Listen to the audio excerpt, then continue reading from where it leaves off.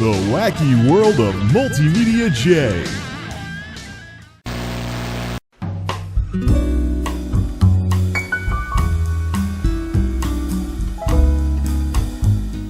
I think I need a better place to put my snow shovels. I'm gonna get this cleaned up eventually, but it looks like the Delosaurus has dodged another bullet. I wanted to do the shock treatment thing today, but today is March 14th, 2015, which means it's 31415, which also means that it's Pi Day, which also means that it's not only Pi Day, it's one of the most nerdy Pi days of all time. Delosaurus, you've dodged another bullet. We're gonna do some messing around with numbers. Before we get to that though, here's the latest addition to the Tuxedo setup and technically my first upgrade to Monolith. A new Microsoft, what's the number on this thing? Wired Keyboard 600. I don't even care about the model numbers. Basically, Microsoft keyboards these days either look like this or they look like the even cheaper one. So the one that I had from 2011 that looked very much like this one, same style and everything, except it was more of a Windows 7 style keyboard than this obviously Windows 8, Windows 10. Hey, look, the window logo is like, it looks like a window again. So, the previous keyboard, piece of junk keyboard that I had that was my grand experiment in how far I could run cheap keyboards into the ground that I'd had since 2011, actually had its cord start yanking out. And that was my fault because the thing fell off the desk too many times and caught its cord too many times. And so the spot where it comes out of the keyboard, comes out of the keyboard, some of the insulation, literally the wire was pulling out of it, and there's no real way to rewire it because this is fixed inside, so I'd have to really mess around with it in order for that to get fixed. Plus, it was a really cheap Microsoft keyboard from a couple of years ago. I didn't really want to put too much effort into it, or too much effort into it, I should say. I don't know what it is with me and saying too, like too much, or too stupid, or something like that, but obviously the styling is more for the Windows 8 crowd, and it's nice to be feeling the roughness of stuff where I haven't worn away the roughness over the top of the plastic on these yet. Still a rubber dome. It's still a rubber dome keyboard, so it's still a rubber dome keyboard, but one of the interesting parts, even though this isn't a mechanical keyboard, it's going to start clackety-clacking like one. I actually wore out the other one so much, it was sort of clacking on some of the keys, but I'm not really too big of a fan of mechanical keyboards because I don't really feel like messing around with switches too much. So I usually just go with something cheap for this and things like that. I know there are cheap rubber dome keyboards out there that are an absolute nightmare. Like I have one at work where sometimes the F key doesn't want to work, so I go to type first shift in an email and it's typed something else instead. Yeah. I've seen some really terrible low-end rubber keyboards before, but these Microsoft ones are halfway decent actually. The only problem I had with the last one was that sometimes the thing would glitch and a key would get stuck, but I could just pull the plug on the USB and plug it back in and it would be fine afterwards. So, let's run this one into the ground and see how long it lasts. Not so new, though, is the Samsung TV that I've been using as a monitor that I've been joking about replacing with a more power-efficient model. However, there's a reason why I don't go out of my way to get the most power-efficient stuff, and I want power efficiency to accompany something else in terms of my reasons for upgrading. So here is the Samsung UN39FH5000. This is a very inexpensive Samsung TV that's currently on sale on Newegg. The regular retail price for this is around $400, which is huge, because its predecessor over here from 2008 cost me $800 something. I think it was closer to $900. It was $870 or something like that. Bottom line, I had to give up a tax refund in order to move up to this TV back in 2008. So, yeah. Things have changed a lot since then, as you can imagine. The backlighting technology that's used in LCD or allegedly LCD TVs is different nowadays. There's more LED stuff instead of cold cathodes. The screen sizes are bigger. The bezel sizes are smaller. 4K is becoming a thing. The hertzes have gone up past 60 hertz, but this is actually a 60 hertz TV. That we're actually looking at a 60 hertz TV with a chip in it that tries to make it look as crisp as a 120 hertz TV. Not a new thing for Samsung devices, as my Samsung monitor over at the Silver Bullet from 2006 was an 8 millisecond response time monitor back then, where it was being advertised as performing like a 2 millisecond response time monitor because of a chip that modified how the thing worked and the image and something like that in the monitor. So, not the first time I've seen that thing from Samsung over the years. So this television right here is the sort of thing that I would replace this one with if I wanted to upgrade to something newer. And as much as I was razzle-dazzled by the TVs that were out last year that were Energy Star certified and only used 50-something watts, this one uses 46 watts. I've already looked it up. It's not on here. I actually think it's further down. Swivel stand. There's a focus. There's the Energy Star guide, roughly costing $8 a year, but that is based on a certain number of hours of usage per day at the wattage that runs at. There's our retail price. It roughly is around the $400 mark. Specifications. And here's the clear advantage wattage-wise. Now, 20 watts. Oh wait, that's the speakers. Never mind. Keep on going. Power consumption. Yay! Yeah, look through the viewfinder there. Trying to get this right.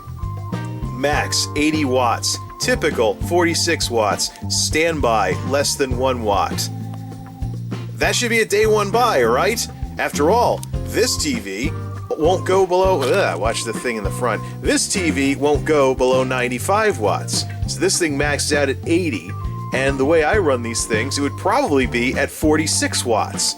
So, why am I not racing out to Newegg to order one of these things? Simple. Behold, a spreadsheet. Yeah! And proof that my business roots are still very much intact, no matter how much people like to typecast me as a technician of some sort. So this spreadsheet is called CBA TCO New Samsung TV, standing for Cost Benefit Analysis, Total Cost of Ownership. But if you'd like, you can call it the CBATCO of this new Samsung TV. So this compares my current TV with this model over here on the right. Well, let's just quit playing games with the zoomer here and put this right back up at the front, or up at the top. So this compares these costs and very important numbers. Of course, I'm running LibreOffice here, which, by the way, the newer LibreOffice is a big performance improvement. The old LibreOffice, before I upgraded, was lagging when I tried to click around this spreadsheet, but the newer one is much, much better. So here's the comparison between my current 95-watt monstrosity-antique and the new TV running at either 46 or 80 watts. I used for numbers, of course, this is Pi Day, so we might as well do something involving numbers today. An electricity rate of 15 cents per kilowatt hour, which is a little high for even around here in the expensive Northeast. But Everscrewed Energy, I think, has us around the 13-cent mark. Yay, Everscrewed, for getting us back into double digits with your little rate hikes, whatever. New TV costs $400. Now, here's the thing with all of this. Now, the reason why I'm doing cost-benefit analysis and total cost of ownership type stuff with this, one of the big consumer traps out there is to get people to spend money to allegedly save money. And whenever you run into that kind of marketing thing, you always have to check the numbers. No exceptions. Because time and again, what the green industry, and yes, I'm going to call them an industry, they're companies that are out to make money, just like all those traditional... traditional companies that the tree-hugging folk types, save the earth, whatnot, all the people that try to get you to buy all kinds of green products. Supposedly the green industry is more noble than the traditional industries that they're replacing, but no. The green industries are out to make money too. The folks selling renewable energy are out to make money. You're always running into companies trying to make money, even if you're looking at green, earth-friendly alternatives and things like that. There is always a part 2 to the story whenever you're talking about becoming more power efficient or going green or saving the planet or saving the environment, things like that.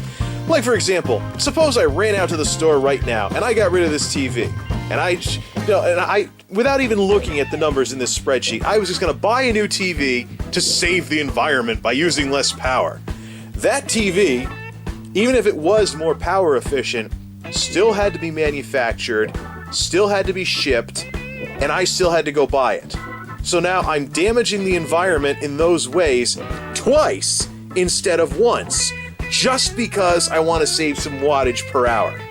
And that's where the scheme of all of this really comes into play, because it is very hard, unless you run the numbers like this, to not get caught in that classic consumer trap where you move a periodic cost into a fixed cost and never see a return on your investment.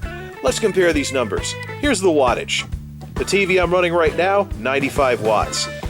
This other TV over here, of course, this other TV, if I stop playing with the zoomer here, runs between 46 and 80. Now, I am running 95 watts on a 200 watt TV, so I've got all the energy save stuff turned on and the backlight's all the way down.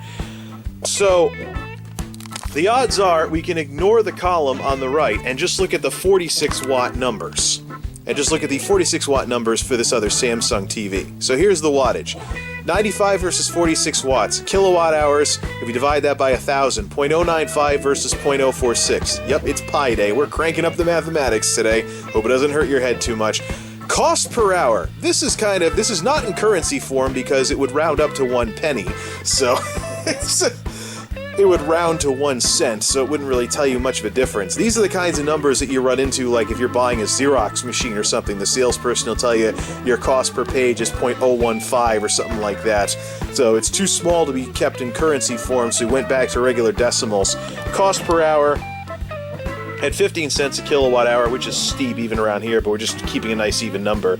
0.01425 versus 0.069. So this is looking good so far. This comes out to a cost per day of my current television at that electricity rate of 34 cents versus 17 cents. Reason to upgrade, right? Especially when the cost per week, $2.39 versus $1.16.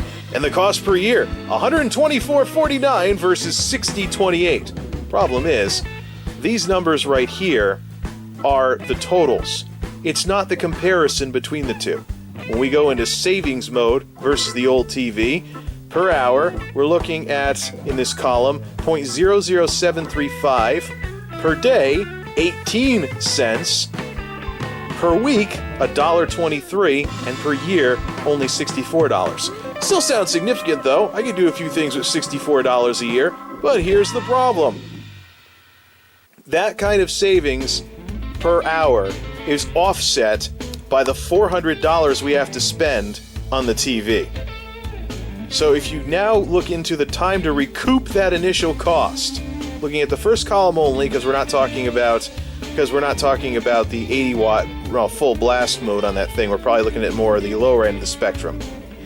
With these numbers, in order to recoup the initial cost and start saving that money, you have to run the TV for roughly 54,000, let's round up, 422 hours. 2,267 days, 323 weeks, or 6 and change in years. So you're thinking, okay, cool, it's 2015, I'll buy the TV and start saving money in 2021, right? After all, I've gotten about 7 years so far out of this old Samsung for 2008. That's not calendar years. That's operating years.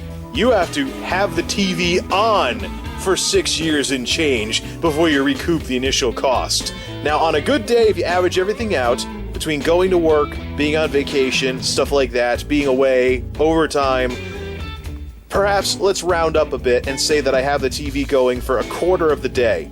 Quadruple that number. 6, 12, 18, 24, plus the change from the decimal. We're talking decades to recoup that initial cost in order to save the $64.21 a year.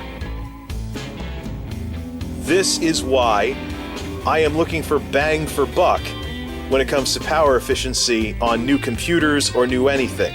I'm not just looking to lower the wattage, because unless someone's willing to give me something for free, or I could Craigslist this TV for the same cost as a new one, fat chance that's gonna happen, I will not even see the return on investment for that.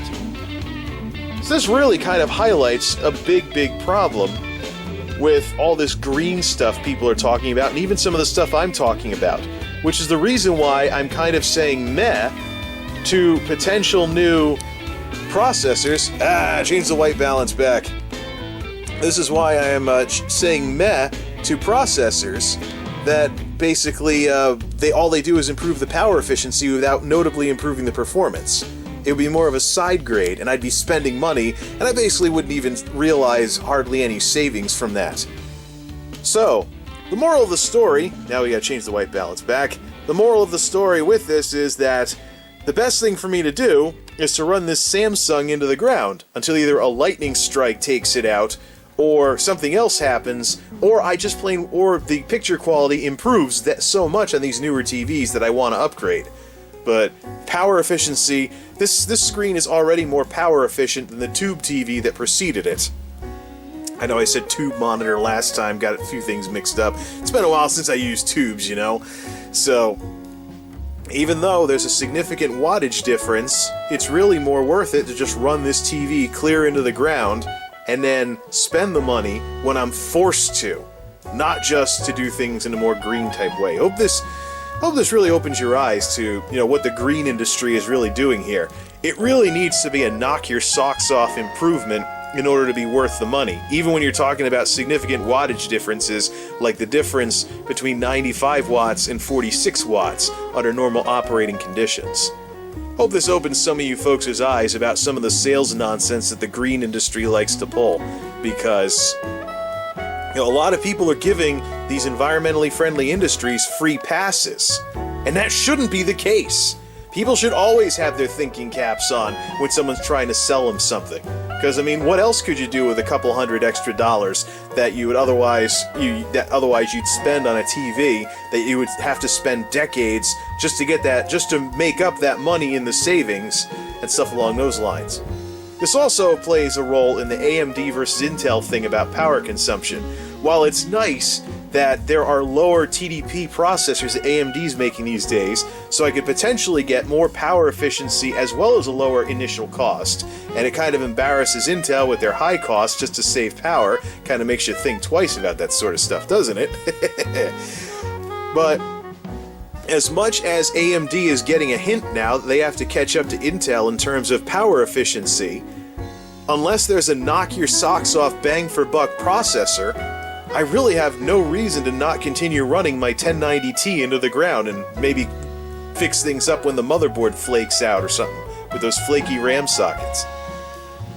So, I hope this has been quite enlightening for you folks, and a good part 2 of the story if you've had people trying to sell you greener, more earth-friendly products.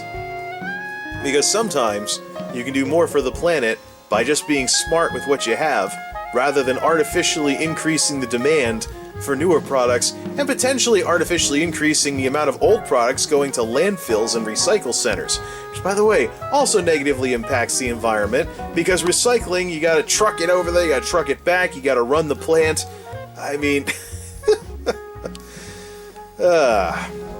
Alright. Well, that would be the reason why, in terms of power efficiency, it's not a good idea for me to spend the money on something just because it uses less watts. The better option for me would be to get that second screen I've been talking about, where I run everything through a smaller monitor that's touch sensitive and have like a Wii U setup going here. Something I could consider. Hope this has been enlightening to you folks. Till next time, this is MultimediaJay, signing off. Thanks for stopping by. Happy Pi Day, and happy 31415. By the way, all the footage that you've just seen was on the analog VGA source. Told you they were close. I should try a better cable and see how close I can get the VGA to the HDMI. But that's another discussion for another day. Happy Pi Day, folks.